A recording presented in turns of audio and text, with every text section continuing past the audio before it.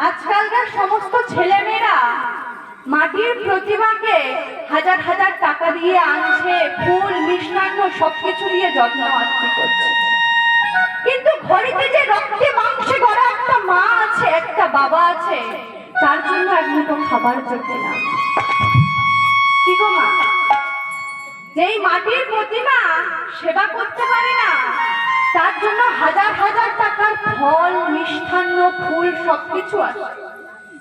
কিন্তু আমাদের ঘরেতে যে মাটা আছে, যাকে আমরা দুমুঠো সেবা দিলে সে সেবা করে তার জীবনটা বাঁচবে, তাকে আজকাল আর আমরা কেউ দেখি না। তার জন্য আমাদের একটি বারের জন্য এই অন্তরটা কাঁদে না।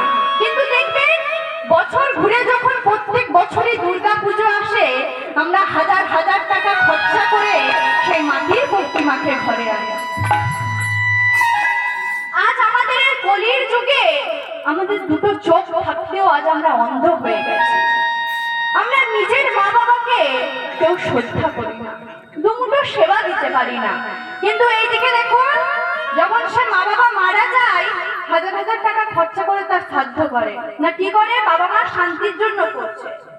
আরে যখন বাবা মা বেঁচে ছিল তখন তাদেরকে সেবা দাও, তখন তাদেরকে আমরা দুমুঠো অন্ন এনে মুখে দিতে পারি না। আর আজ যখন সে মানুষটা নেই, তার জন্য হাজার হাজার টাকা খরচা করে আমরা কলির চিত্রে তাই না মা?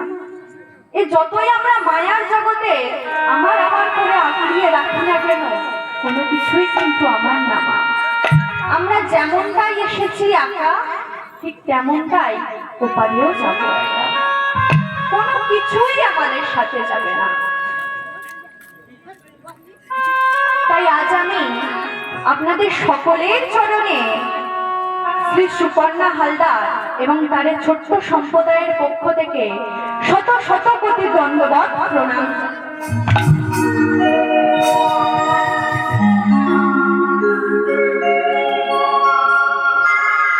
আজ আমি আপনাদের চরণে প্রণাম জানিয়ে শুরু করছি আমার পথচলা।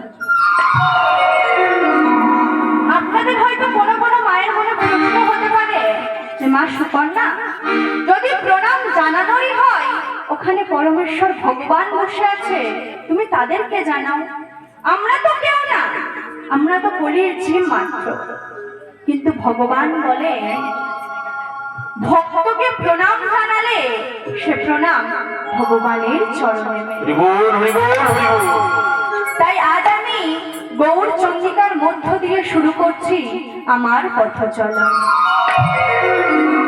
আমার গৌর নাই আসিত বিমতি হইত, জগতে জানা তোকে